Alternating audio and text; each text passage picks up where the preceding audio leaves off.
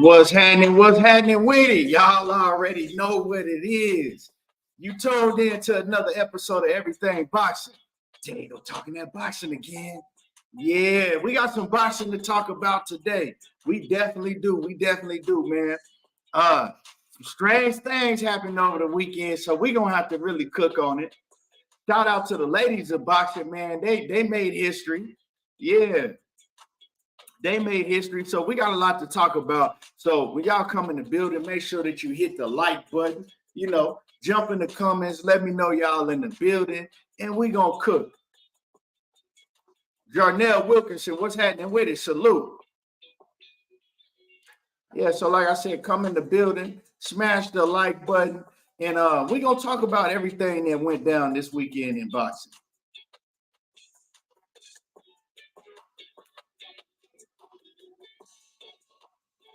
Yeah. And like I said, when you come in the building, jump in, let me know you in the building. And we definitely gonna cook. Smash the like button, get the likes up. It's free to hit the like button. It don't cost you nothing. Let me see who we got in the building. We got Cash Crypto in the building. What's happening with it? Kick Science, what it do? Emmanuel Pettigrew, what's happening with it? Dank Lurkin, what's happening with it? Yeah. You said it was a sad night of boxing, man. We're gonna talk about it. We're gonna talk about what went down. If Francis Ngannou really got robbed and how I feel about that whole situation. But man, yeah, we definitely gonna cook on it for sure. Tracy Harris, salute. He said, they said Fury is a disappointment as champ going in. His champ going in there with the jelly body. Man, with the jello body. Man, he looked horrible. Like, we all seen him always look bad, but not that bad. He looked a mess. You feel me? Who do I got? Regis or Devin? I don't know. Like, I haven't really picked who gonna win that fight. Yeah, that's a 50-50 fight. It just all depends on how that fight play out. Like the Regis and Devin Haney fight, a lot of people just chalking it up and giving it to Haney off the rip. I don't see it like that. I see it's a 50-50 fight. It could go either way, If Regis is able to cut off the ring, you know what I'm saying, on Devin, and keep up with Devin's lateral movement, Regis is gonna win the fight. But if he can't cut off the ring and he can't keep up with Devin, because Devin, his whole plan is to go in there, try to stay away from Regis, stay on the outside and box. So, it just all depends really on how the fight goes. All depends on if Regis can close the distance and cut off the ring. If he can't, then he'll lose. If he can, he'll win. And he might win by a knockout. But, so it's definitely not a fight to sleep on.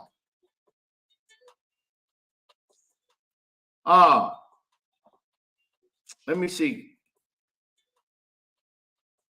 He said Devin gonna try to make it a clinch fest. I mean, it's possible. It's possible he could. You know what I'm saying? It's possible. We've seen him do it before, and it's gonna be in his hometown. So I mean, they probably gonna let him get away with it a lot more. See, he couldn't really go in the second fight with George Kambosos with that game plan because they already had pointed it out. Remember, in the second fight with George Kambosos, they already was counting every time Devin clinched, which was ridiculous.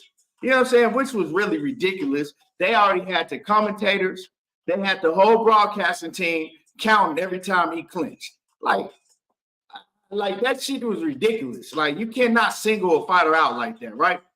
But in the Lomachenko fight, they already was complaining about it beforehand. So, they knew that they weren't going to be able to go into that fight with that game plan. Now, it's going to be different in the Regis fight because, of course, it's his hometown. So all of the production and everything is going to be geared towards Haney. He's the A side. So I don't know. It just all depends. J.A. Dixon, what's happening with it? Flawless mentality, the OG in the building. What's happening with it, OG? What's happening? And y'all let me know if my my stream is okay. It seems like it's acting fine. Seems like it's doing okay. Okay, so now, like I said, for the people that's in the building already, make sure that you hit the like button. Cause we definitely cooking. KG, what's happening with it? What it do? Salute to the big home KG. Yeah, everybody make sure that y'all hit the like button. Because, you know, I don't usually come on at this time, so I see they not really sending out my notifications like that. But we still in here, and we still gonna cook regardless. But the first fight I want to cook on, man, is the ladies. You know,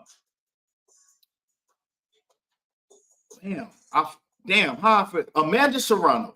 Amanda Serrano, man, she made history on Friday night. She went in there. She's the first woman to ever fight 12 rounds, 3 minutes. And she put on the show, man. Amanda Serrano, she put on the show. Even though she didn't get to knock out, the girl was tough. I forgot who the young lady that she was fighting, but, you know, it was a unification bout. And Amanda Serrano put on. She went in there and did her thing because, man, let's just keep it real. Ramos, yeah, the lady Ramos that she fought, right? So Amanda Serrano, man, she did her thing because she looked like she could have went 15 rounds. She went in there, she wasn't tired, you know, and man, she really put on. So she did something, like I said, that you're not used to seeing women doing, because you never seen a woman go no 12 rounds in 3 minutes at that. And I know that Amanda Serrano, throughout her whole career, she had been asking to be able to go 12 rounds. Her whole career, she'd been asking, you know, she wanted to actually, when she fought Katie Taylor, she was begging for the fight be 12 rounds. And they said, okay, we'll grant that. We'll make the fight 12 rounds if Katie Taylor agrees to it. Katie Taylor, she didn't want to agree to the fight going 3 minute, 12 rounds. So Amanda's been trying to do that for a minute, and she finally got her wishes granted, and she was able to show that it wasn't nothing to her. I mean, she almost threw, if she didn't throw 1,000 punches, she almost threw 1,000 punches. You know what I'm saying? She went out there and she really put on. She showed she got a gas tank, and, you know, hey, she changed the sport. And hopefully we're going to see, and yeah, we'll see more women from this point on start doing, you know, 3 minutes and then moving up to doing 12 rounds. I mean, you know, she set the table, she set the bar high. Now, women like Clarissa Shields, I think that if you see Clarissa Shields go 12 rounds, maybe she'll start getting knockouts now. 3 minutes. So a lot of the women, it's going to be better for them. But you got other women that it's not going to be good for if they start making them do 3 minute rounds, especially in the championship fights, if they start making them do 12 3 minute rounds. Like Alicia Baumgardner, that ain't going to be good for her. Her gas tank ain't like that. Charlie got fame. He says, Dad. Hey, Dad, I'm on live, Dad. Cassandra Mason, the queen in the building. What's happening with it, Cassandra? She said, you just gonna come on when Love and Hip Hop on? I'm watching both y'all. Hey, I ain't seen Love and Hip Hop in so long. Who on Love and Hip Hop now? Hey, Cassandra, Gina in the background talking about, ooh, I gotta watch it. Somebody wonder, you better not turn that on. Hey, you go in the other room with that on. No, I'm just playing. I don't even know who on Love and Hip Hop, Cassandra. You're gonna have to, you know. Hey, but you know my motto already. She says, Love and Hip Hop Miami. Hey, Gina, she said, turn it on now. Love and Hip Hop Miami, huh? That's crazy. They had Miami, they had Atlanta. Who else they had? I don't know. They had New York. Wasn't Jim Jones and them on New York back in the day? I think so. Mr. Finesse, what's happening with it? Salute. But yeah, Amanda Serrano, man, she impressed me. She impressed me because I always wanted to see how a woman would do going 12 rounds, 3 minutes. And she showed, man, it wasn't nothing. You know what I'm saying? She put them rounds in the bank like it wasn't shit and went out there and put a high output. You know what I'm saying? Like EJ, like Errol Spence or somebody. So yeah, that was dope. That was dope. Light skin business, what's happening with it? Salute.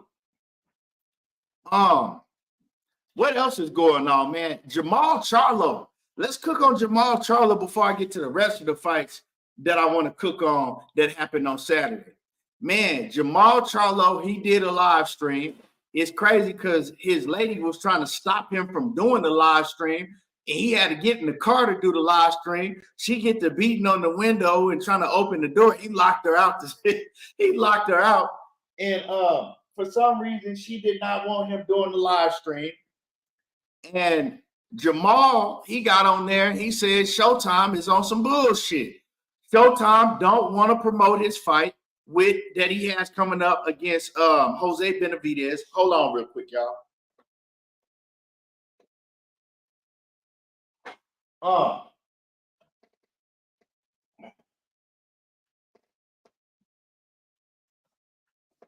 Yeah, he said that Showtime don't want to promote his fight. He also said that, like, you know, hey, like, what are they doing? He said that they trying to basically black him out.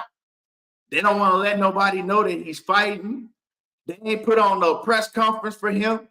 But I don't even think they put a press conference on for none of the undercard fighters, which was crazy. You know what I'm saying? Which was crazy. You know what I'm talking about? I don't think that they put on the press conference for none of the undercard fighters, man.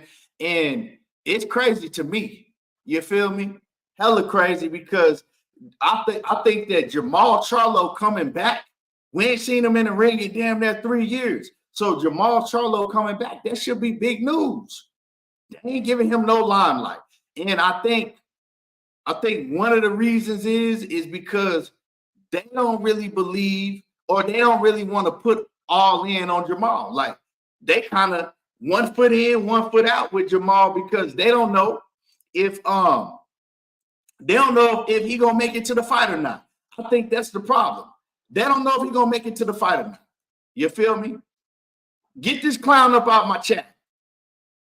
Yeah, somebody go ahead and block this clown. Get him up out my chat.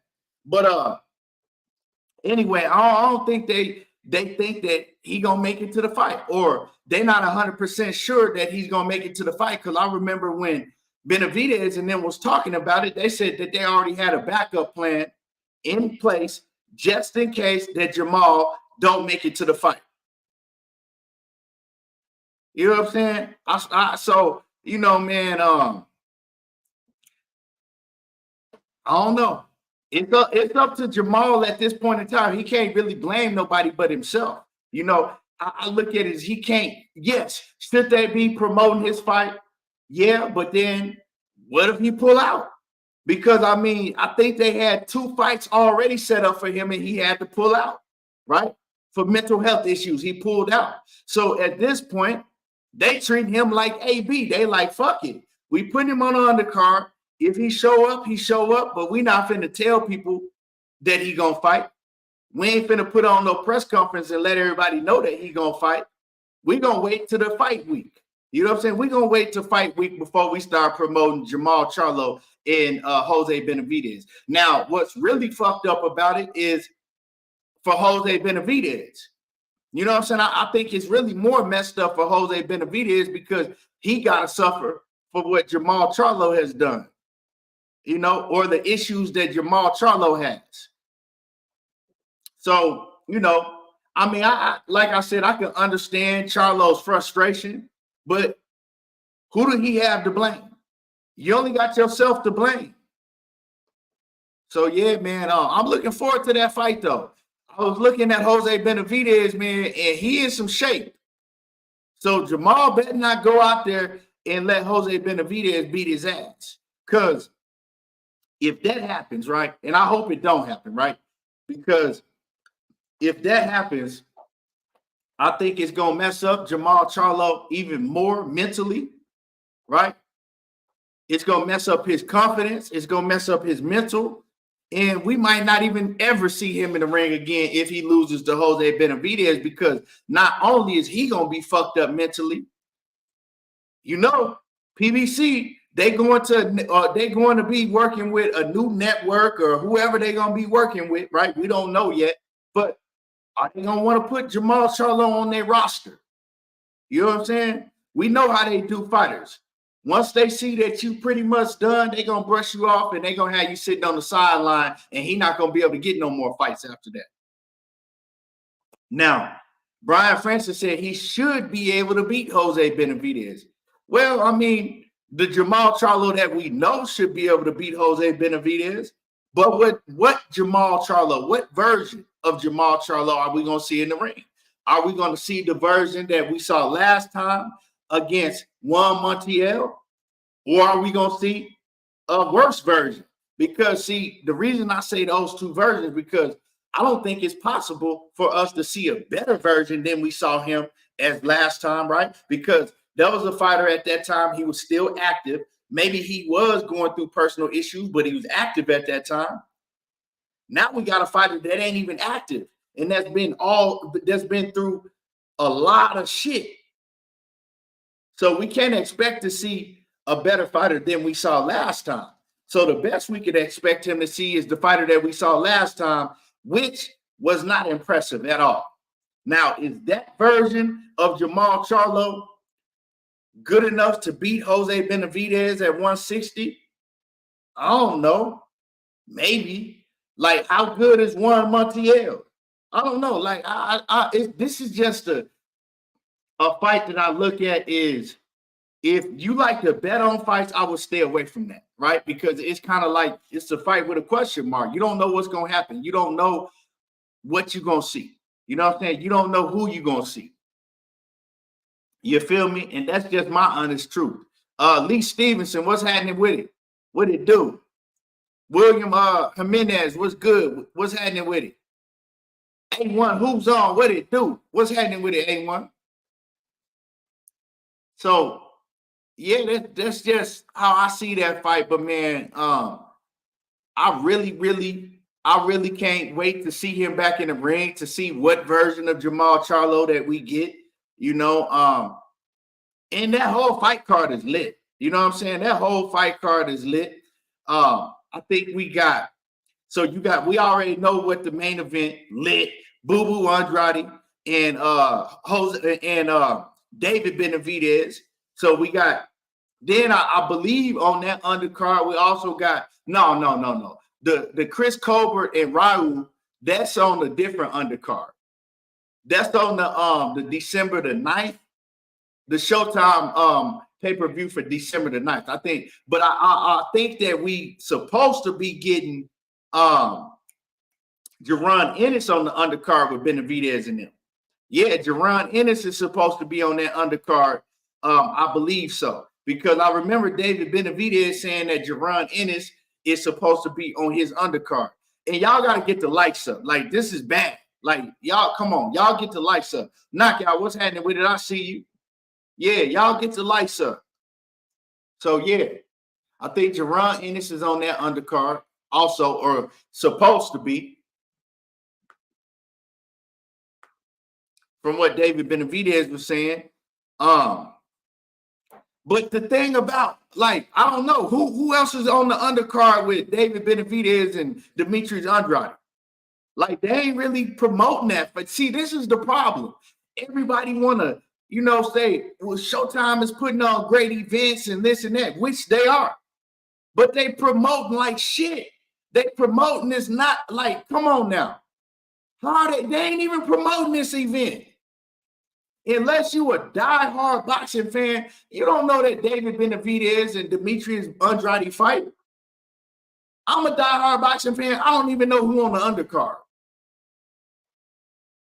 Come on, man. They got to do. That's what I'm saying, man. I think a lot of people don't want to see Showtime go. I don't want to see them go, but it might be a good thing, man, because a lot of these events, they promoted like some shit. A lot of these events, they were not promoting like they should have been. Real talk. Like, we 3 weeks out from the event? 3 weeks out from the event, and we don't even know who on the undercard. Shit crazy. If anybody can help me out and let me know if y'all know who on the undercard of the Dimitri Andrade and David Benavidez. Like, I already know some of the fighters that's going to be on the undercard besides Jermell Charlo and Jose Benavidez. Who else is on that undercard? I already know, the undercard for the December 9th event, but the Jose Benavidez, the David Benavidez and Andrade, I don't even know. Besides Jermall Charlo. And they ain't even announced that. Like, they haven't even made an official announcement letting you know that Jermall Charlo and Jose Benavidez is going to be on the undercard. Cassandra says she sees Matias on the undercard. Okay. Who is he fighting, though? Who he fighting? But yeah, I'm definitely excited for it, though. I'm excited for it. But you would think that they would promote it a lot more since this is the second to last event that they'll be having on Showtime before they shut the doors down. You would think that they really would be, pressing the gas to try to promote this fight, but they not. You know what I'm saying? So how can you expect David Benavidez to come in and do big? How you expect Demetrius Andrade and David Benavidez to do well if you don't promote it? You know what I'm saying? Like, you expect the event to do well, and then you're gonna hear all of the haters, right? Jumping online, telling me he only did 60,000 pay-per-view buys. The PBC, and David Benavidez, he doesn't deserve a Canelo. He only did 60,000 pay-per-view buys. That's how they sound and shit. Bro, he only did 60,000 pay-per-view buys. He doesn't deserve to fight Canelo. And then you're going to have to hear that bullshit if he gets past, I'm making this assumption that he gets past Andrade because I think he's going to beat the shit out of Andrade. And that's what you're going to hear all over the internet. He don't deserve no Canelo fight because he only did this amount of pay-per-view buys. And then that's going to be a way out and an excuse for Canelo and his fan base for Canelo not to fight him. Because Knockout said Matias versus Arskret, Urkashev, I think it's Urkashev. I don't know who that is, but yeah. I like to see Matias fight. He always give a fire fight, so I don't know who that is, but yeah. Matias versus Urkashev. I don't even think I seen him fight before. But hey, and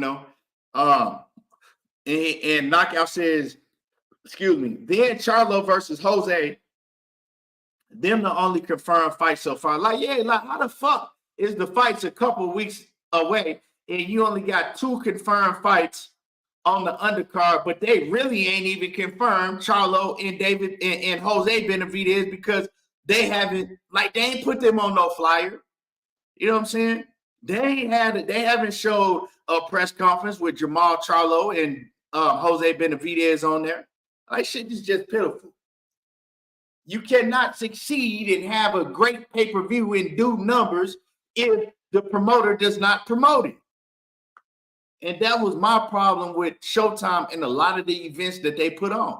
Even the Crawford and Errol Spence fight. I was complaining because it was under-promoted, and then they tried to press on the gas the week of the fight. Like the last couple of days of the fight, then they tried to press on the gas. Bitch, it's too late. You know what I'm saying? It's too late now. Y'all should have been doing that a month ahead of time, at least. Then you give me 2 funky-ass episodes of All Access. That ain't enough. You should have gave us 4 at least. You know what I'm saying? The last month of the fight, we should have had all access every single week. But they didn't want to put no money into promoting. And then they wonder why that the pay-per-views wasn't really selling like that. Big Dog Willie says, Bill was capping tough this morning. I'm not even talking about, I don't even want to talk about that clown ass shit no more, because if y'all ain't seen my video that I did on, I think Friday, go check it out, because I went ahead and, you know what I'm saying, I hit him with the final blow. You know what I'm saying? I hit them with the final blow. Ain't shit that nobody can say to me. You know, yeah, after that, I don't even want to talk about them no more when it comes to, you know, if it have anything to do with Shakur Stevenson and a 25% or anything. I hit them motherfuckers with the final blow. They ain't got shit else to say. You know what I'm saying? It's called Eddie Hearn exposes Devin Haney's secret on the Shakur Stevenson offer. That's what it's called. So y'all go check out that video. I hit him with the final blow. Eddie Hearn exposes Devin Haney's secret on Shakur Stevenson's offer. You know what I'm saying? Yeah. With all the facts. But yeah, we know what they're gonna do. I don't even want to hear no more what Bill or Devin got to say when it has to do with that shit, because all I know, I know they just gonna sit up and lie. You know what I'm saying? That's it. But anyway, moving on from that. But yeah, let's talk about, you know what I want to talk about, man? I want to talk about the O'Shaquie Foster fight. Yeah, that's the fight that I want to touch on before I get to this Fury in Ngannou, right? I want to talk about the O'Shaquie Foster because, first of all, Gabe Rosado need his ass beat along with the rest of the commentary. Not only did they have O'Shaquie Foster go to Mexico to defend his WBC title on DAZN, which we all know that O'Shaquie Foster is not a DAZN, right? You know what I'm saying? Right? Man, you need to stop stroking off Devin Haney, Big Dose.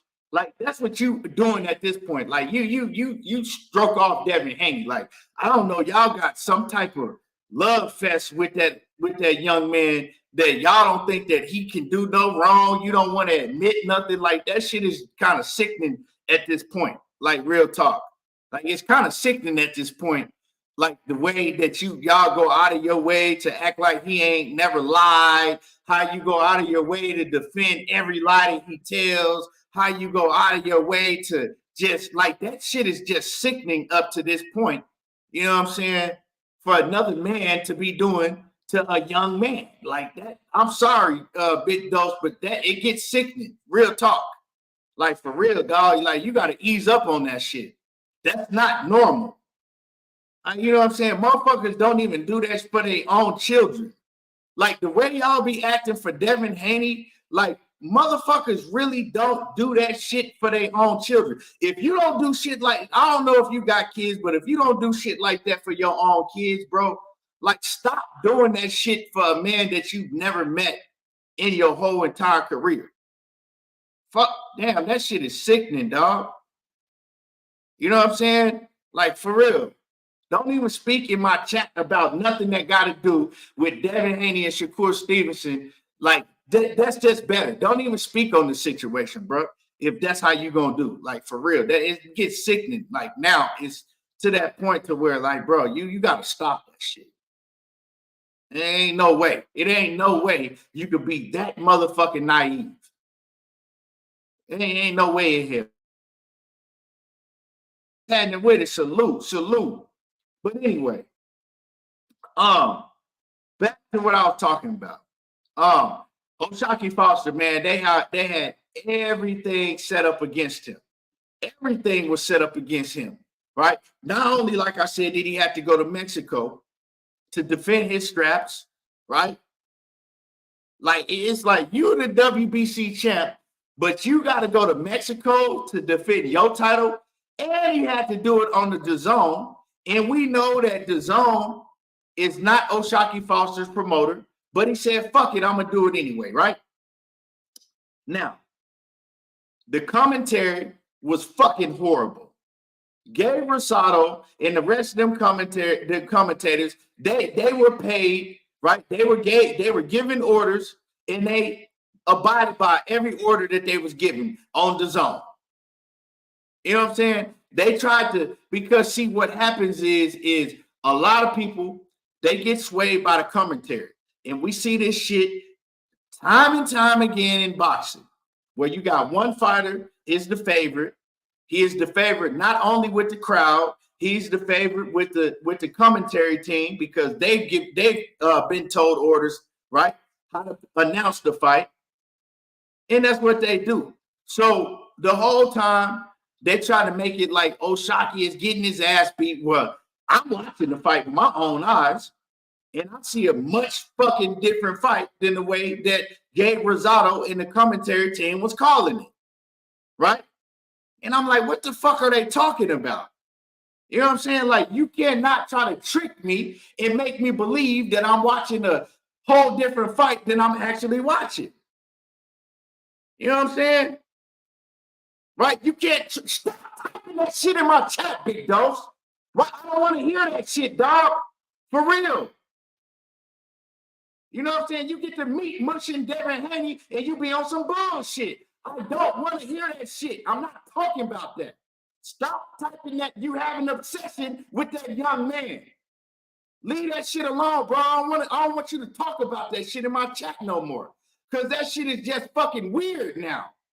Now you get to acting weird with that shit, bro. Like, for real, that's how I feel. It's weird.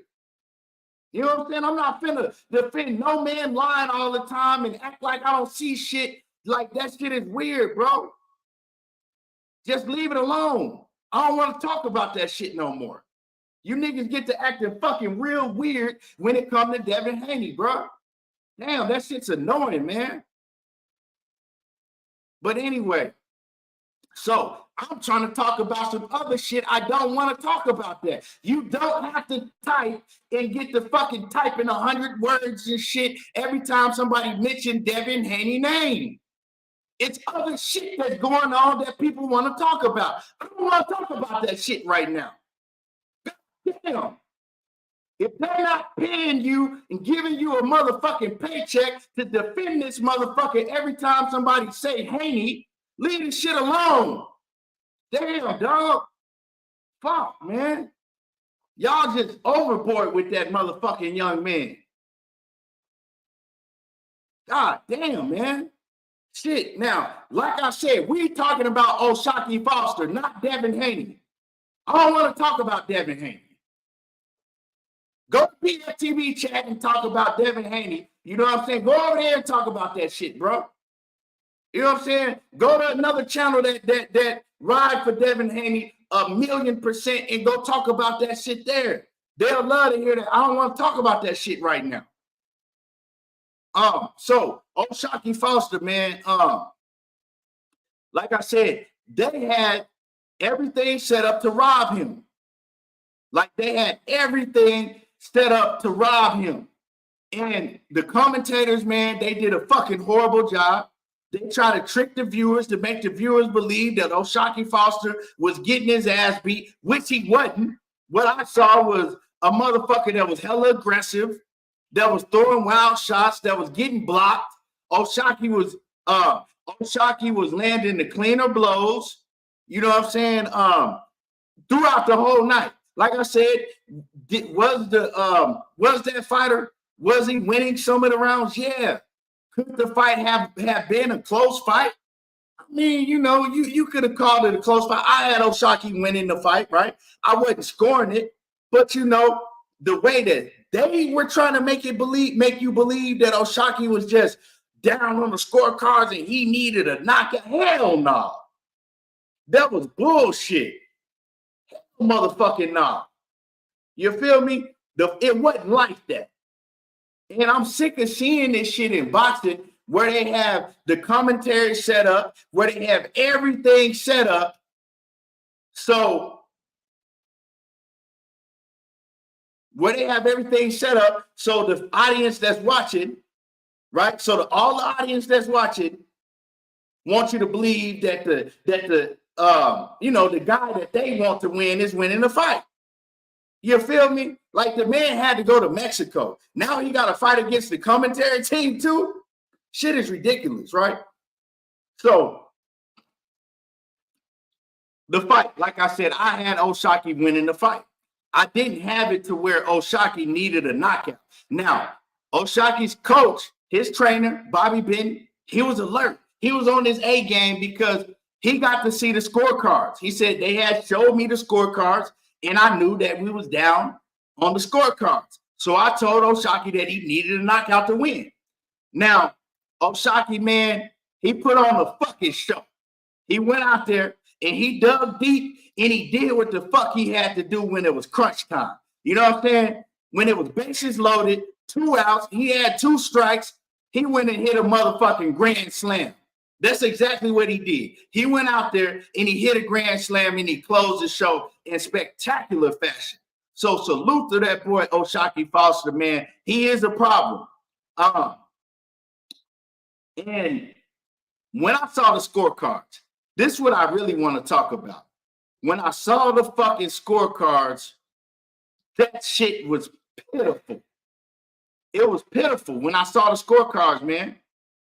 Because how are you going to have O'Shaquie Foster losing every fucking round? They even had O'Shaquie Foster losing the 11th round when the boy turned his back and walked off and was getting beat up so bad he wanted to quit. They had O'Shaquie Foster losing like the 7th or 8th round where the dude went out there and he wouldn't even throw no punches and took the whole round off. Like the shit was fucking ridiculous. Like the shit was ridiculous. Nick J, what's going down with it? Salute. It was ridiculous. Like, why would you do some shit like that and just make it so obvious, right? Make it so obvious. This motherfucker had scored every single round. He had scored every single round for Rocky. Didn't give O'Shaquie Foster not 1 round. Another judge, he only gave O'Shaquie Foster 2 rounds. It was ridiculous. That shit was horrible. And so I'm so glad that O'Shaquie was able to, get the information that he was down on the scorecards. I'm glad that, his trainer was able to see the scorecards to give O'Shaquie the information and let him know that he was down. And, man, we see that O'Shaquie, man, he can perform in the clutch. He definitely can perform in the clutch. And, man, shout out to O'Shaquie, man. If y'all didn't know who he was, y'all know who he is now. And I've been fucking with O'Shaquie for a while now. I've been fucking with O'Shaquie for some years now. So I've been up on O'Shaquie, And I'm just glad, man, that he's finally starting to get the light shine on him that he deserves. And the funny thing is, man, Eddie Hearn was hurt. You know what I'm saying? Because Eddie had stacked the cards up against O'Shaquie. Eddie did everything he could to stack the cards against O'Shaquie Foster to get that belt or back, to get that WBC strap over there on the zone. Eddie had stacked the deck against O'Shaquie. He was back there hurting the motherfucker, clapping his hands like with that fake ass smile. Yeah, Eddie, that shit had me laughing. That shit had me dying. So, Big Dog says, salute to the Haney coat capping was on full effect. Yeah, I don't even want to talk about none of that shit today. I don't got the energy nor the time to be talking about that shit today. For real. I don't even want to go back and hear what the fuck he talked about.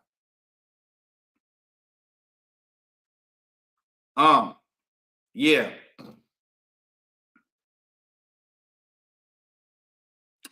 Upper Echelon says O'Shaquie and Shakur had a fault, but it didn't happen. How you figure that O'Shaquie, and I heard Nick J say that shit. So since we want to talk about that, we could talk about that. I heard Nick J and them, y'all, I was watching y'all, and I heard y'all say that Shakur was ducking O'Shaquie Foster. Now, I like O'Shaquie. I think he's a hell of a fighter. But for one, O'Shaquie is not on the level of Shakur Stevenson. And with all due respect, and I'm an O'Shaquie Foster fan. For two, how is Shakur Stevenson and O'Shaquie Foster supposed to fight? First of all, Shakur Stevenson is a top-ranked fighter. At that point in time, O'Shaquie Foster did not have no name. Real talk, he didn't have no name. Nobody really knew who he was like that. And like I said, I'm saying this with all due respect because I'm a fan of O'Shaquie Foster. I think he's a hell of a fighter. I don't think he's on the level of Shakur, but I think he's a hell of a fighter. It would be a fight that I wouldn't mind to see. Like, you know what I'm saying? I would have loved to watch that fight. But I'm saying, how was that fight supposed to happen? When Shakur Stevenson is a top-ranked fighter, O'Shaquie Foster was with, I know he was fighting on Showtime. I believe O'Shaquie Foster was, matter of fact, at that time, let's talk about facts, right? At that time, O'Shaquie was, he was actually with my man from that used to run, my man that used to run Golden Boy. He was with Richard Schaefer. O'Shaquie was with Richard Schaefer's promotion at that time. Yeah. So I mean, how the fuck was they gonna make that fight happen? And then you got Shakur. He was fighting fighters like Oscar Valdez. Oscar Valdez had a much bigger name than O'Shaquie Foster. Like, so what the fuck is we talking about? Now Shakur is ducking O'Shaquie. Now y'all want to make it like that Shakur was ducking O'Shaquie Foster? You know what I'm saying? The man from Japan, Nick J. The man from Japan, Nick J. was his first fight at 135. So what is we talking about? The man from Japan was his first fight at 135. Now he's fighting for your partner's belt. So that doesn't even, like, you trying to compare apples to oranges. That don't have nothing with that conversation. Where y'all trying to make it like that Shakur was ducking O'Shaquie Foster, which made no sense at all. You know what I'm saying? Which made no sense at all.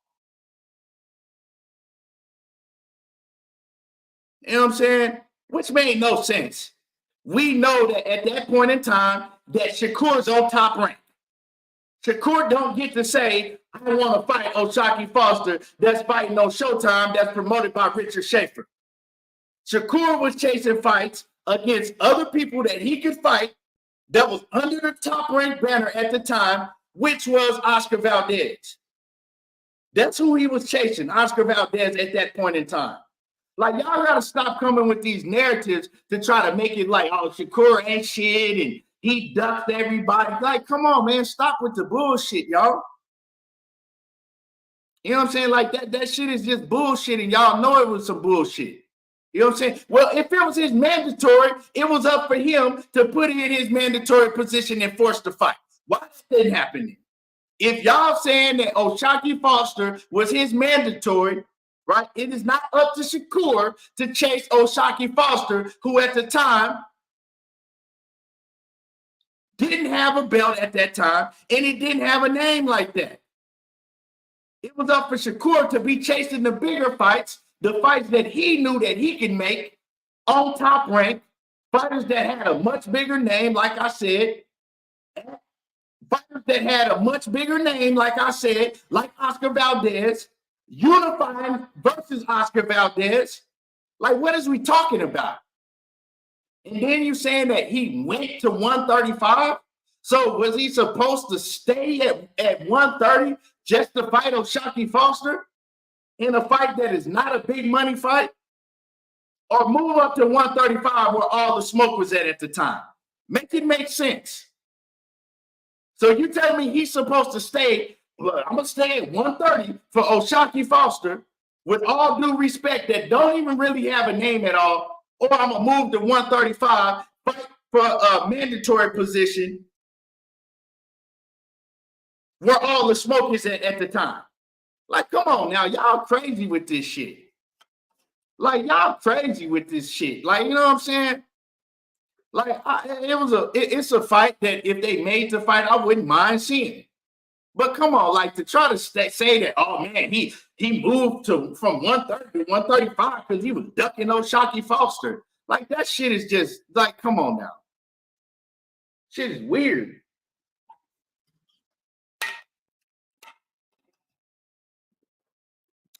But I mean, like I said, if you got a platform and you can make some shit sound good, other people like grind hard and other people are gonna come on, they're gonna run and they're gonna believe that shit. Now, all of a sudden, Shakur ducked O'Shaquie Foster. Come on, man. Like that,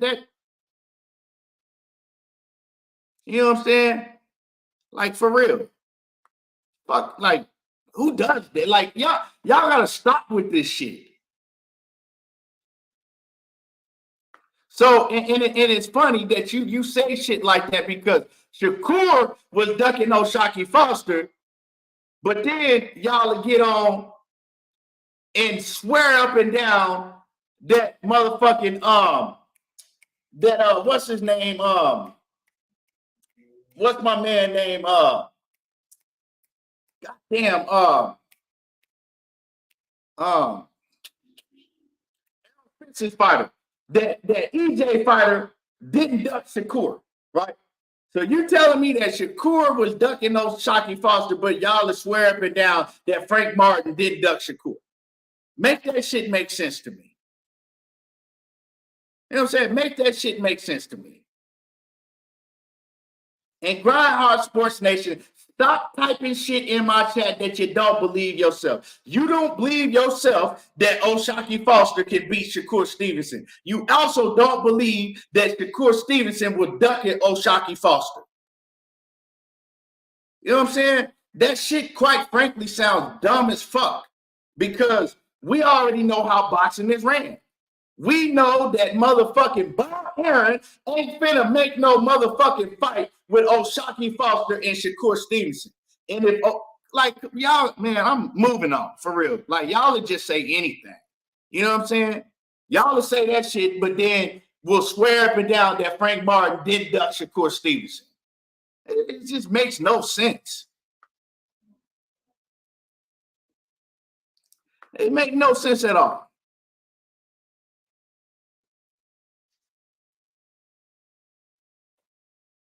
Okay, all right, Nick J. You know, hey, okay, Nick J. She won a debate today. I was gonna let you slide, Nick. I was gonna let you slide. You know what I'm saying? You know I fuck with you though, Nick J. But I'm gonna let you slide. I'm gonna let you slide. Now y'all want to show. Now here's the link. I'm gonna give y'all the link. I was gonna let you slide with some that y'all said on your show, right? Because you know I was watching. I'm in there watching. And if y'all don't, y'all make sure that y'all go sub to the Queens of the Ring. Because they got a hot show coming on every Friday. But y'all said some shit. And just because I fuck with y'all, I was going to let you slide. I was going to let you, just because I fuck with y'all, I was going to let you slide, Nick J. But since you kept on, you keep poking me, now I'm going to get you. Now I'm gonna get you. Now, Nick J. Now all the Tank Davis fans gonna love this one. Nick J. So I'm watching y'all. Nick J. And y'all get to talking about Gervonta Davis, right? And how y'all like and how y'all like Gervonta Davis, but then y'all told a bull-faced lie on Gervonta Davis, Nick J. And you asked friend, you said, friend, did you hear? Did you watch, friend? Did you watch Gervonta? Did you watch Gervonta? And Baciana said, yep. And then you said that Gervonta Davis said that he can't be the king of boxing until he beat Devin Haney. Now, friend, I seen that whole interview with Tank Davis. It ain't one time in that interview he mentioned nothing about Devin or no Haney. Right? When the question to Gervonta Davis was, are you the king of boxing? And he says, nah, I ain't the king of boxing. And then he was asked, what you got to do for you to call yourself the king of boxing then? And he said, whoop a couple more of these niggas' asses. Those his exact words. He said, whoop a couple more of these niggas' asses. That's what Gervonta Davis' response was. He didn't say Shakur Stevenson. He didn't say Devin Haney. He didn't say Teofimo Lopez. He didn't say motherfucking everything boxing. He didn't say Nick J. He ain't say Boxiana. He ain't say no name. Matter of fact, you know what? In that whole interview, he didn't even mention another fighter's name in that whole interview, right? Didn't mention another fighter's name in that whole interview. But when y'all talked about it, you flipped it. And you wanted to make it seem, and you had everybody believing that Gervonta Davis said that in order for him to be the king of boxing, that he needed to beat Devin Haney. That's what you said. And that man didn't say nothing like that. Quite frankly, I don't think that he was thinking about Devin Haney, Shakur Stevenson, or nobody at that point in time, because it was a totally different type of interview, and they didn't even mention no other fighters.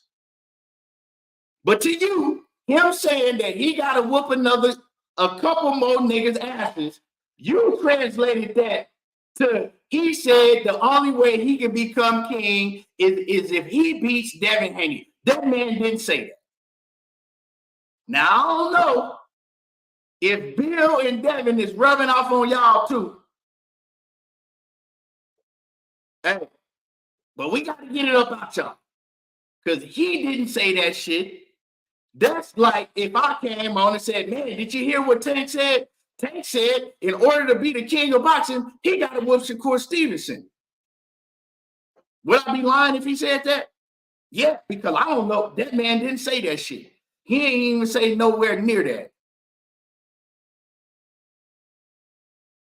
He didn't say that. You know he didn't say that, Nick J. So why did y'all try to push the narrative that he said Devin Haney? Y'all know he ain't say Devin Haney. Just like when Frank Martin, when y'all did that great interview with Frank Martin, and y'all was riding with the $8 million and everything else that Frank Martin was saying. Come on. You talk. I wasn't going to say nothing, but I watched the show, and when y'all said that shit, I'm like, I just listened to that interview with Tank, and he ain't say that. You can't start. You can't continue to put out these false narratives for Haney to make him look better than what he is. Like, that's what that is. Y'all trying to make Haney look, put him on a pedestal and make him look better than what he is. I'm not finna tell you that Tank said that about Shakur or T.O. or nobody else, because it ain't what he said. You know what I'm saying? You can't make it like, oh, that's a name on his hit list. We don't know who Tank was talking about. He didn't even necessarily have to have anybody in his mind. Tank has been linked to way more people than Devin Haney. Tank has been linked to Gary Russell. Tank has been linked to Shakur Stevenson. Tank has been linked to Devin Haney. Tank has been linked to Keith Thurman. Tank has been linked to fucking Inoue. Tank has been linked to motherfucking Ivan Cruz and Teofimo Lopez, and you can name fucking dozen people that Tank has been linked to that people want to see him fight. But y'all said that he got to beat Devin Haney, that he said he has to beat Devin Haney to become the king of boxing, and he didn't say that. He ain't say that. Now, friend, yeah, I wasn't going to say nothing. I wasn't going to say nothing. Now, if one of these other niggas had said that shit, I would have went super hard. I would have went super hard. I ain't gonna go that hard. I ain't gonna go that hard. We know they ain't saying that. Hey, y'all had the mic. Y'all had the mic. Y'all had the mic. You know what I'm saying? Y'all was doing your thing. Y'all was doing your thing. Y'all even slid some shit in there. Y'all slid you slid some shit in there talking about me. But you know, like I said, it's all fun again because we all be talking shit. You got the mic again on Friday. I'm gonna be in there fucking with y'all on Friday. And you know, hey, but I got the mic today. Now I ain't gonna say nothing that's false on y'all name. I never do that, but yeah. Get London up out of here. Get London the fuck up out my chat because he on some weird shit today. This dude, London, is on some weird shit and get him up out of here for real. We don't do that. We don't pay attention to trolls in here. Now, you already know it's all good, but hey, you were slick with that, Nick J. Nick J. Because you had everybody in the motherfucking chat agreeing with that shit in facts. So, y'all know what y'all was doing. Y'all know what y'all, like I said, if you get the right people to say some shit, that shit gonna carry. Oh, I appreciate you. I appreciate it. If you get the right people to say some shit, that shit gonna carry. Because people listen to Nick J and Bachiana, and they gonna, you know what I'm saying, they gonna fuck with whatever news that they putting out. But that wasn't it right there. And like I said, honestly, I don't even think that at that point in time, when Tank was doing that interview, I don't think that he even had no fighters in mind. And I definitely don't think that he thought that in order for him to be called king of boxing, that he got to beat Devin Haney. I believe that Devin Haney was probably one of the last people on his mind when he said that shit. And like I said, I don't think that he was talking about nobody in particular. I think that it was exactly what he said. I gotta get, you know what I'm saying? I gotta beat a couple more motherfuckers to be called the king of boxing. Whoever that may be at that point in time.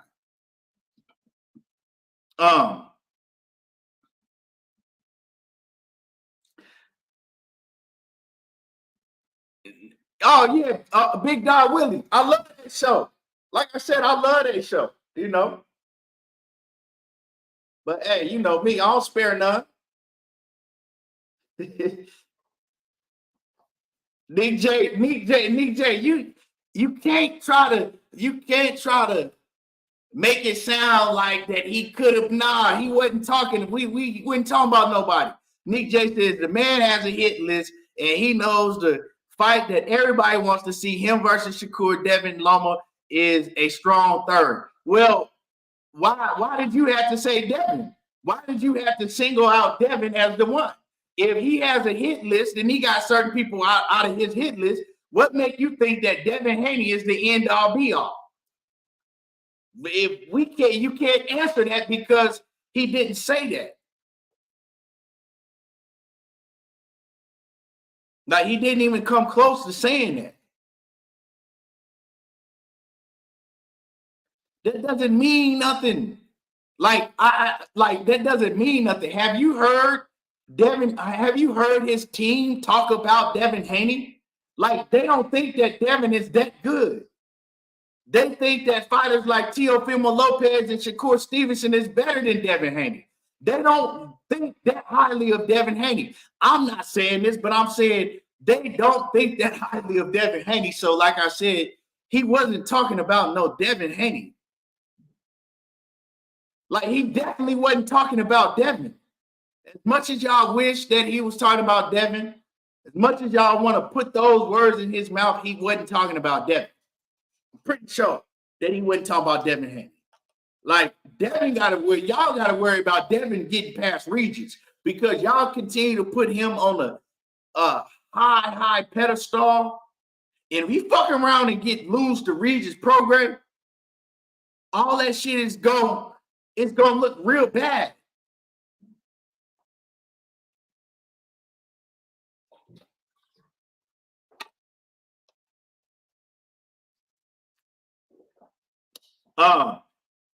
Grind Hard Sports says Teofimo was right about Tank B level and below, no higher, and that's sad. You say when Teo said that he fights B level fighters in, yeah, but that ain't the topic of discussion. See, what y'all try to do is y'all be trying to change the subject. Y'all be trying to change the subject, man. But this is not about Devin Haney. And like I said, this is not about trying to down Devin Haney. Now, maybe, right? Maybe I'm not even know. I don't even really want to talk about, Devin Haney in that light. Now, maybe if I had heard some of the shit that people telling me that Bill was on there saying today, maybe I would have came in here and wanted to talk about Devin, but I really don't want to talk about Devin. Because Devin has Regis, and he got to beat Regis. Regis ain't no punk. Like I said, Regis is a hell of a fighter, and he got to get past Regis. That's just what it is. Like Shakur got to get past De La Santa. And this is another thing, right? People be trying to shit on Shakur so bad to bring Devin up and make it like that Shakur ain't doing shit when Shakur is possibly fighting a better fighter than all of them have faced. Like De Los Santos is a hell of a fighter, but they're trying to look over De Los Santos because if Shakur beats him, and if Shakur looked good in that fight, they can go back and say De Los Santos ain't shit. What has he done? He beat a nobody, and like, man, this shit is just crazy. Like, you know what I'm saying? Shakur got a tough ass fight coming up, and Devin got a tough ass fight coming up. That's the truth of the matter. See, if I want to be on some bullshit, I could come in here and be like, man, Regis ain't shit. Devin should be. Man, he ain't fighting nobody. What has Regis done? All he did was lose to Josh Taylor. He ain't never done nothing. Regis is old. He's 35 years old. Regis is slow. Devin should beat Regis. See, if I want to be on some bullshit, I could do that. Because a lot of y'all be doing that shit to try to make a man sound lesser than what they really is. But I'm not finna do that because I know that's a lie. So I'm not gonna say some shit that I don't believe just to try to knock another man down.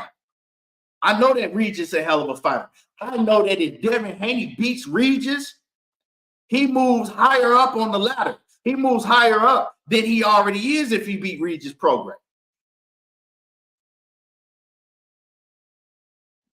You know what I'm saying? Just like Edwin De Los Santos is a hell of a fighter. I know because I've seen him fight other good fighters. I've seen him run through Raul Venezuela that beat the shit out of Chris Colbert and got robbed. I've seen him, you know what I'm saying, outbox and make motherfucking Joseph Verdurno look like a fucking amateur when Joseph Verdurno is a hell of a fighter. Like, you know what I'm saying, that Joseph Verdurno can fight. I've seen that happen. But like I said, y'all gonna want to try to come and make it look like that Edwin De Los Santos ain't shit and he's a nobody. You know what I'm saying? Everybody, a lot of fighters that are hell of a fighters, they got a loss on their record that they shouldn't have lost. You know what I'm saying? Due to a lot of things. Due to maybe they might have not trained. Maybe they had some things going on. They didn't go in the fight, 100%. It's a lot of shit. But it's about the fighter that you show when you bounce back. Like, I mean, anybody with common sense knows that Teofimo Lopez is better than George Kambosos. Unless you just want to run with a narrative and pretend like Teo ain't a better fighter than George Kambosos, right? But, like I said, if you want to run with a narrative, then you'll swear up and down that George Kambosos is a better fighter than Teo.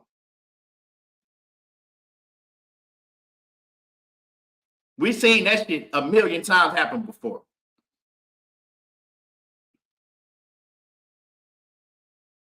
You know what I'm saying? Edwin is a fucking hell of a fighter. And it ain't no easy fight at all for Shakur Stevenson.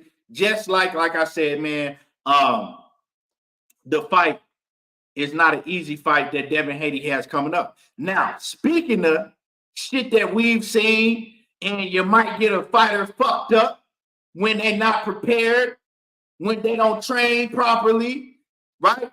Let's talk about the Tyson Fury versus Francis Ngannou fight. Smash my like button. You know what I'm saying? Smash on my like button. Smash on the like button.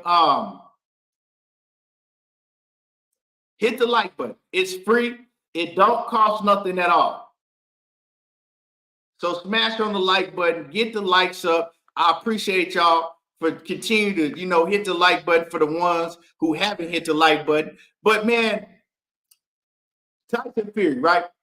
I seen Tyson Fury in the weigh-in.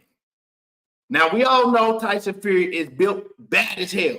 He always built bad, but we can tell when Tyson Fury's bad built body is in shape. And I seen him in the weigh-in, and I looked at Tyson and I said, this motherfucker is out of shape. He didn't train for the fight. I noticed it right off. I said, he out of shape. He ain't even take the fight serious.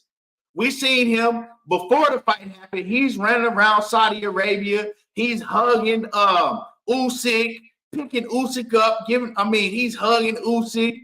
He's clowning the whole weekend. And let me know if my service is fucking up. Right? He's clowning the whole weekend. He's not taking the fight serious. You can look at his fucking body and tell that it looked 10 times worse than what it did the last time we seen him in the ring. You know what I'm saying? And then I'm still thinking, though, right? With all that being said, I know he ain't taking the fight serious. I know he didn't train, but I'm still looking at him, right, before the fight happens. And I'm like, he's still going to go in there. He's going to play with Francis Ngannou for about 6 rounds at the most, and then he's going to knock him out, right? The fight starts. And I'm seeing Tyson Fury not taking the fight serious, right? Because I know how Tyson Fury fights. I've seen him fight throughout his whole career, so I know how he fights. And I'm like, he's just out here bullshitting. Like, you know what I'm saying? Like, he bullshitting. He's doing exactly what I expected him to do. He's trying to, let the fight carry on. And I think it was the second round, he suffers a knockdown, right? Now, I'm looking at the knockdown on the replay. And I look at the punch that Francis Ngannou threw, and I see that it ricocheted off of Tyson Fury's shoulder, because Tyson Fury turned his shoulder. Francis Ngannou, half of the punch hit his shoulder, and it ricocheted, and it hit Tyson Fury in like the head, right? In the top of the head, like back here. And so I'm looking at the replay, and I'm like, that motherfucking punch didn't even land that hard. Like, it didn't even land a hard shot to knock Tyson Fury down. So I'm still thinking, I'm going to keep it 100 with y'all. I'm like, okay, Tyson, he just putting on the fucking show. Right? He's putting on the show for the fans. He want to make it look like that he got knocked down. He gets up and he puts on some type of heroic performance to put on the show for the fans. And then I see him, he continues to, not do shit. Then, like, in the later round, he starts trying to come, he starts trying to use his jab. And he's controlling Francis Ngannou with a jab, right? He controlling Francis Ngannou with a jab the whole time. He hitting Francis Ngannou, he really couldn't get past Tyson Fury's jab. But every time Tyson Fury tried to load up and throw a big shot, he couldn't land on Francis Ngannou. And Tyson Fury, his timing was off. He was sloppy and out of shape. And one thing that I noticed, that he couldn't use his weight on Francis Ngannou, because this is what Tyson usually do, right? He tries to use his weight, and he tries to drive his opponent back to the ropes, tire him out, wear him down, and just, grind on him, and then land his big shot and get him up out of there. He couldn't do that because Ngannou weighed pretty much the same that Tyson Fury weighed, was probably stronger than Fury. So he couldn't push him back like that. And once Fury got done playing around, I think that he was so out of shape. He was so fucking out of shape when he did really start trying to fight. He didn't have shit in him. You know what I'm saying? He couldn't do anything. He was just so fucking out of shape. He didn't train like that, and he couldn't do what we usually see Tyson Fury do. I think it shocked everybody. Even it shocked Tyson Fury because he thought he was going to be able to go in there and play with Francis Ngannou and then carry him and get him up out of there whenever he felt like it. And it didn't go that way. Now, as far as everybody saying that Ngannou won the fight and he got robbed, I don't know because I wasn't scoring the fight. I didn't really look like, seriously, watching the fight, I didn't see either man do anything to where I said, okay, he won the fight clearly. Neither one of them did really too much. Like I said, in the middle rounds, Tyson Fury was controlling with his jab. Ngannou had to knock down, and he won some rounds. So, I mean, I don't know. Like I said, I didn't really score the fight. But I do know that it was an L. He took an L either way because everybody expected the same thing that I expected. If you know anything about boxing, you expected you expected Tyson Fury to go in there, play with this fool for a little bit, and get Ngannou up out of there whenever he felt like it. You know what I'm saying? Whenever he felt like it, you expected Tyson Fury to go in there and get the job done. And he didn't do that. So in everybody's eyes, of course, they're going to look at it as a huge robbery because you're watching some shit that you didn't expect to be watching. I didn't score the fight, so I can't give y'all if it was a robbery. I just know that neither fighter did nothing to stand out to me if I'm watching. Like if there was Tyson Fury versus another boxer, right? Another boxer. Then I'm like, okay, well, ain't man one of them really did shit to stand out, right? So I don't know. Like, real talk, I really don't know who won the fight if it was a robbery, but I know that he took an L, right? In the public eye. So whether it don't really matter what the fuck I think, you know what I'm saying? He took an L. An L is an L. Any way you want to, he took an L. He made boxing look bad. Now you got all these MMA freaks running around talking about that all these MMA guys, they can get in boxing and fuck up the top fighters. And Tyson Fury is a fucking embarrassment. He barely ever takes anything serious. You know what I'm saying? Like, he don't take shit serious.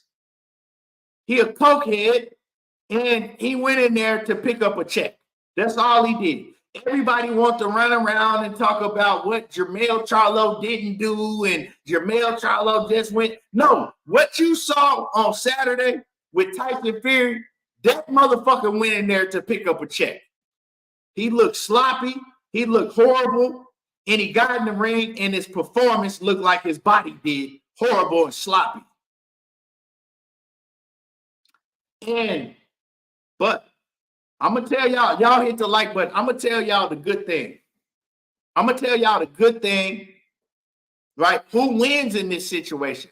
Because, yeah, boxing is taking the L off of this shit right now. But you know who wins in this situation? Y'all want to know who gets the last laugh and who actually wins in this situation? Wilder. Deontay Wilder, he gets the win in this situation. And y'all might ask me how.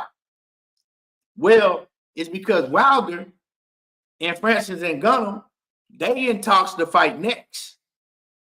Malik Scott said that immediately after the fight, that Wilder and Francis that Wilder and Ngannou, they already been talking about making a fight between them two.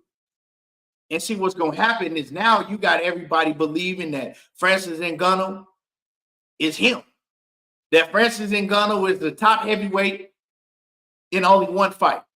You got all the MMA fighters believing that Francis Ngannou is him. that Francis Ngannou will go out there and knock out Deontay Wilder.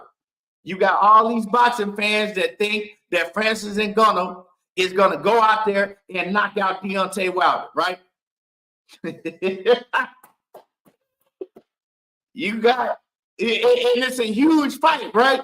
Like, it's a huge fight. And Wilder gets the one to come in there, right? In a big fucking mega event, because the people that wasn't taking Francis Ngannou serious, they all gonna take him serious now, right? Now it's gonna be a huge, I'm talking about the biggest fight in boxing is now Deontay Wilder versus Francis Ngannou. When everybody thought that Wilder, he wasn't gonna get no fight, he was counted out. You know what I'm saying? That Wilder wasn't never gonna get no more big fight. Now Wilder gets the biggest fight in boxing. He's gonna make the most money in boxing. And Wilder gonna close the show with a fucking spectacular knockout, and he gonna get the last laugh. Yeah, he gonna be the underdog when he go in the fight, and he's going to get the last laugh. Yeah, you wish it never happened. You know why, Icon Canadian? Because you're a Wilder hater. So you wish that it never happens. But you know what? Francis Ngannou and Tyson and Deontay Wilder, they like that. They fuck with each other. They have respect with each other. So what they're going to do is they're going to go out there and they're going to get money with each other. And Wilder is going to walk out on top. He's going to knock Francis Ngannou the fuck out. And he's going to get the last laugh. He ain't going to get the favorite. He's not going to be the favorite, Dank. You know why? Because I just said it. You got boxing fans that hate Wilder. They already believe that Francis Ngannou will knock him out. You got people that's going to use that Tyson Fury knocked out that Tyson Fury knocked out Wilder, right? You got people that believe the triangle theory that that Fury knocked out Wilder. So that means that Ngannou is going to knock out Fury because they believe that, he beat Fury, that Ngannou beat Fury. So it's the whole triangle theory, right? And you already got people in the chat that's saying right now that Wilder is going to get knocked out by Francis Ngannou. Look, you already got dude right here that's already saying that Francis going to knock out Wilder. So you're going to have everybody saying that. And Wilder gets the last laugh. He not only get the biggest bag in boxing when they make that fight, it's going to happen. And he's going to get the last laugh. Yeah. So when y'all counted Wilder out, he got the last laugh. He gets the last laugh over Tyson Fury. He gets the last laugh over all his hating ass fans. And he gets the biggest bag on top of that. Let's clap for Deontay Wilder. Let's clap for Deontay Wilder, man. The last laugh. Yeah. I love it. Y'all hate it. I love it. And Wilder, he gonna go out there and he gonna put on. Because, like I said, Ngannou has everybody believing now. Now, see, a lot of people still didn't even really pay attention to Francis Ngannou and the Tyson Fury fight. A lot of boxing fans wasn't really interested in that because they already figured what was going to happen. They looked at it as a spectacle, a clown show. But now, like I said, people are looking at it and looking at Francis Ngannou is this motherfucker for real. He'll actually beat these top heavyweights. A lot of people think that. So it's great, man. It's great, man. And Wilder, man, the real is always going to prevail in the end. You feel me? It ain't about who finished first. It's about who finishes last. You feel me? It ain't about who come out on top first. It's about who comes on top last. Yeah. Upper echelon. Wilder and Ngannou, it does more than 1 million pay-per-view buys. Because now you got all of the MMA world. You got all of the MMA world is going to pay to see that. And you got all the boxing. Like I said, the Fury and Ngannou, you just had basically the MMA world. And you had the UK boxing fans. The American boxing fans wasn't really paying attention because they already thought that they knew the outcome.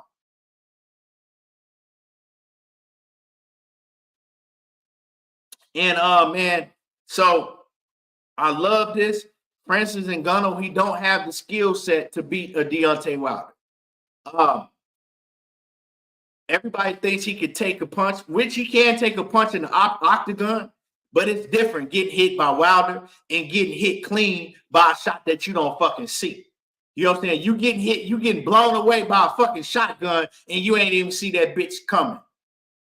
You getting blown away by a shotgun slug that you didn't see coming. If you looked at Tyson Fury, all of his punches were telegraphed. He was slow as fuck because he was out of shape. And Fury never landed nothing clean on Ngannou besides the jab. The only thing he really landed very clean on Ngannou was a couple jabs and a couple straights. And the rest of the shit, he landed an elbow. He landed a clean elbow to Ngannou's head right there, to the side of Ngannou's head. But Ngannou, he been hit with a million elbows before in MMA. So that shit didn't even phase him. But it's different when you get hit on your motherfucking chin with one of them Wilder straights or one of them Wilder motherfucking hooks from hell, and you take that bitch on the chin. And you don't see it coming. Whole different ball game.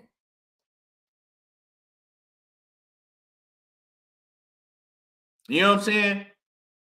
Like I said, he was getting hit with some straight rights, but they wasn't really hard straight rights because it's different, man. Y'all don't understand. When you go into a fight and you're not in shape and you don't, these fighters, the reason that these fighters look like they do is because they train like fucking animals to get in shape, to have power on their fucking punches, to have the stamina, to be able to do the things that we see them do in the ring. You know what I'm saying? Going through 8 and 12 week training camps and training like dogs every day. Not just fucking not training and think that you can show up to a fight. You're not even half of yourself. If y'all think that Tyson Fury, if he actually trained and took Francis Ngannou serious, if y'all think that Francis Ngannou can beat a trained Tyson Fury that take the fight serious, y'all think that Francis Ngannou can beat that Tyson Fury? The same Fury that got in the ring with Wilder, y'all some motherfucking goddamn fools. If you know boxing and you think that a well-trained Fury that actually takes the fight serious will look that way against Francis Ngannou, y'all crazy. A well-trained Tyson Fury would have got Ngannou up out of there within 5 rounds max. The same Tyson Fury that's going out there knocking out Wilder, knocking out Dillian White, knocking out everybody that he get in the ring with. Bruh, y'all sick. That was a man that was in there out of shape, in a shell of himself.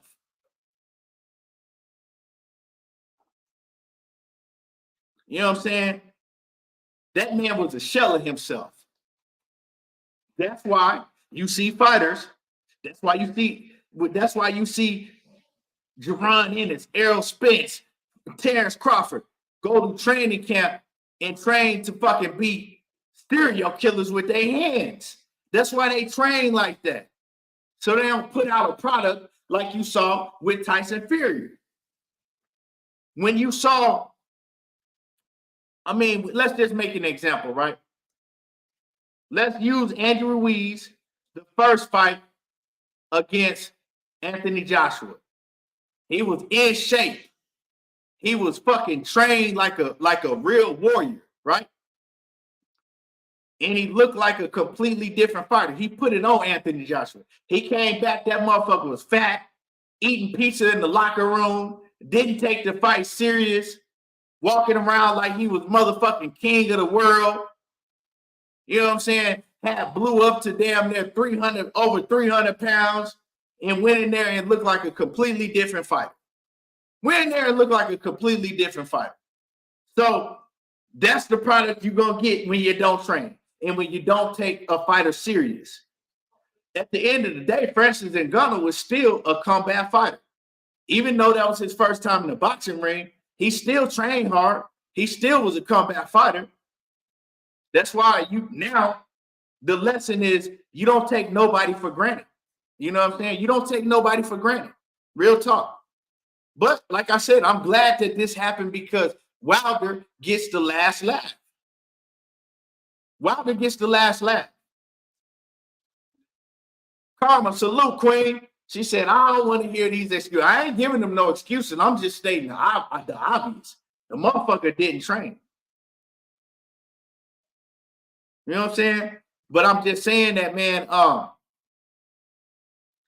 just saying that now you got a lot of people that really believe that Francis Ngannou is one of the best heavyweights, that Francis Ngannou can beat guys like Tyson Fury and Anthony Joshua and Deontay Wilder. And if the Wilder fight happens, like I said, which they are in talks to make that fight happen with each other. And like I said, and the event did well in Saudi Arabia. So I'm pretty sure that they're going to put that fight on in Saudi. And Wilder's going to get the last laugh. And all these MMA fans is coming out the blue talking about what MMA fighters can do to boxers and all of that. He's going to shut that shit up. He's going to make the biggest bag in boxing today. You know what I'm saying? Besides, besides Floyd Mayweather and Manny Pacquiao and Floyd Mayweather and Conor McGregor. But he going to make a huge bag, upwards of $100 million. Wilder going to walk away with. And it's going to be a great day for him. And then he can retire and laugh at all his motherfucking haters at the end of the day. Danny Drew says Ngannou gives anybody in top 10 trouble. That's why, like I said, Wilder, this is a good thing for Wilder because you got people that don't know shit about boxing that think like that. You got the MMA guys that think like he do. These MMA guys that I ain't never seen coming here on my show, they coming up out the blue. And I like Francis Ngannou. Don't get me wrong. I fuck with Francis Ngannou the long way. I support Francis Ngannou. You know what I'm saying? I'm glad that Francis Ngannou is actually getting all of the praise that he been deserving all these years in MMA, right?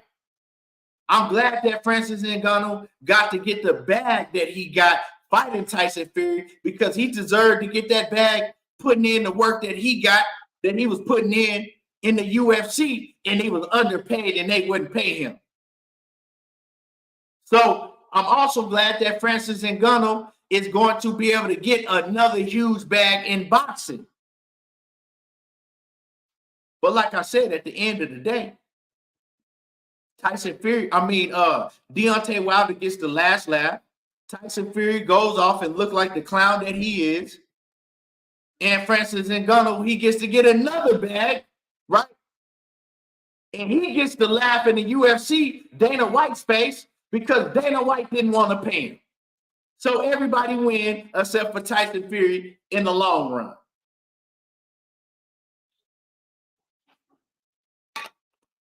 You know what I'm saying? Everybody wins except for Tyson Fury in the long run.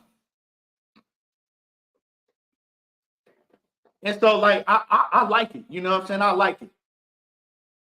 But see, what y'all don't understand is what I'm saying, like, and what I said earlier. This is a great thing because when the fight happens, you see it's a bunch of people in my chat already that thinks Ngannou will beat any heavyweight fighter, right? A lot of people going to think that that's what makes the fight bigger. If people thought that, Ngannou is just going to go in there and get knocked out by Wilder, ain't nobody going to want to pay to see it. But now people looking at it serious. We talking about this shit, and before, ain't nobody on my channel wanted to talk about Tyson Fury and Ngannou. Nobody wanted to talk about the shit. Now people want to talk about it because now it's serious now. So yeah, man, I'm glad for Ngannou, and I'm gonna be very, very glad for Wilder, because I believe the fight is gonna happen because they're gonna do business with each other.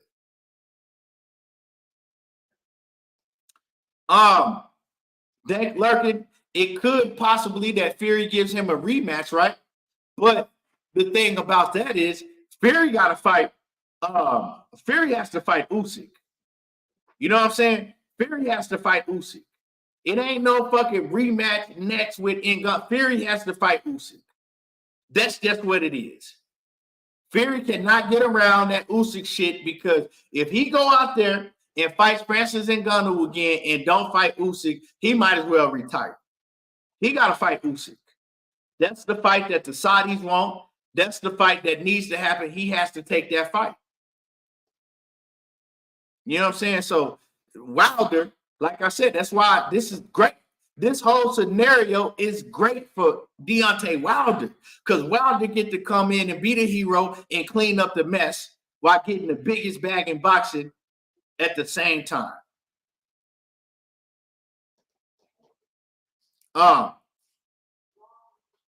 So, I mean, it's a win-win situation all the way around.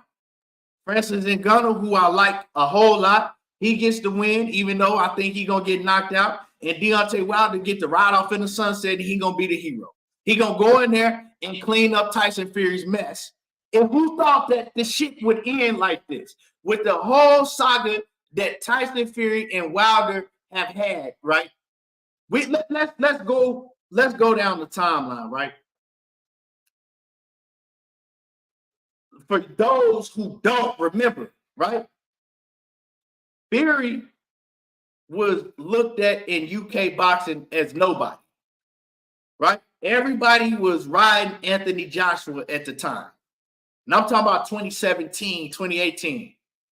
Fury had been out of boxing. Fury was looked at as a dope head, a drug cheat, right?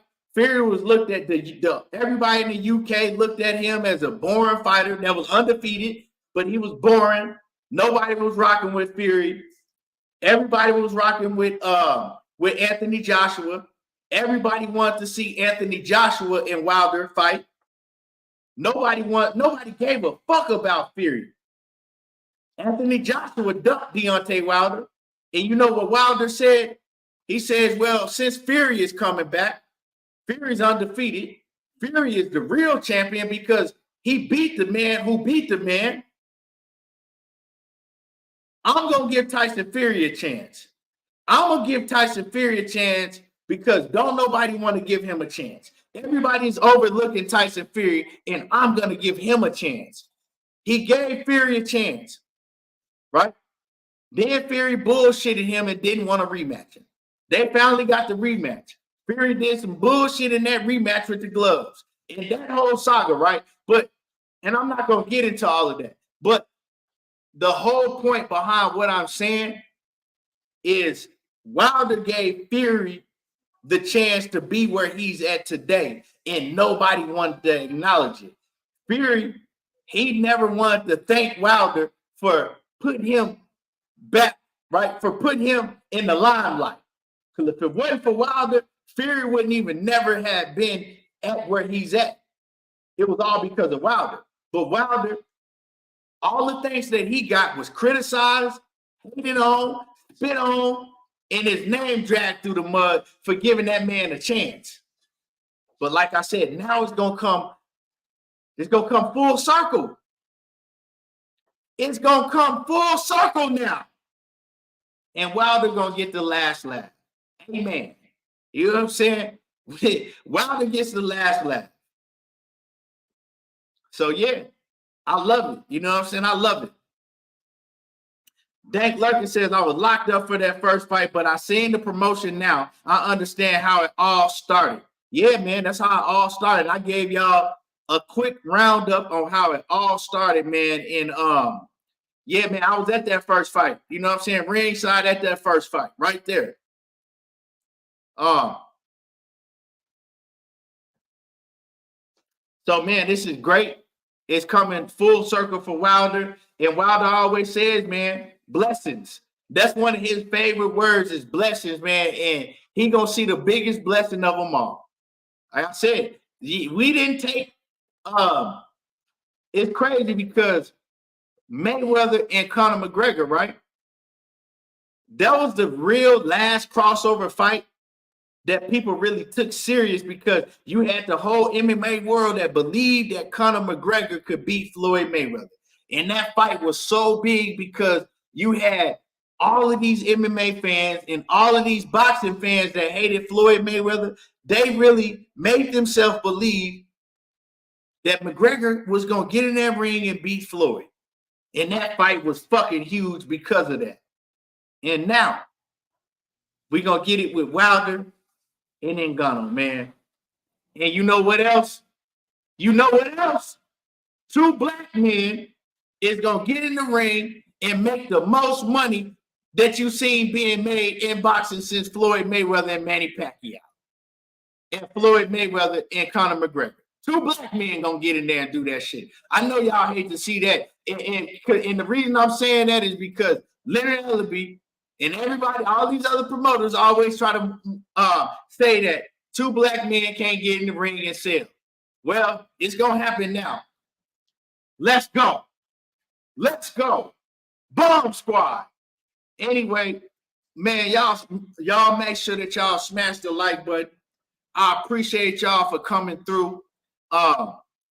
Everybody smash the like button. I appreciate everybody for coming through, showing love. We will be back, like I said, man.